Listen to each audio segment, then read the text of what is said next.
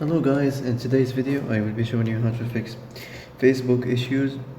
So the answer is easy, just go to the settings and then scroll down to the apps section and then go to the search and search Facebook and then go to the storage, and here you will find this clear cache option. Click on it.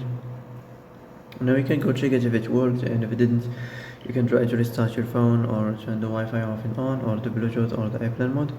Also you can try to clear data, but be careful. If you clear data, all this application's data will be deleted. This includes all files, the settings, the accounts, the databases, etc. So be careful if you want to clear your data. And that's it for today's video. I hope this is the answer you've been looking for.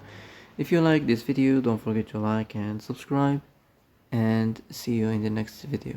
Thanks for watching.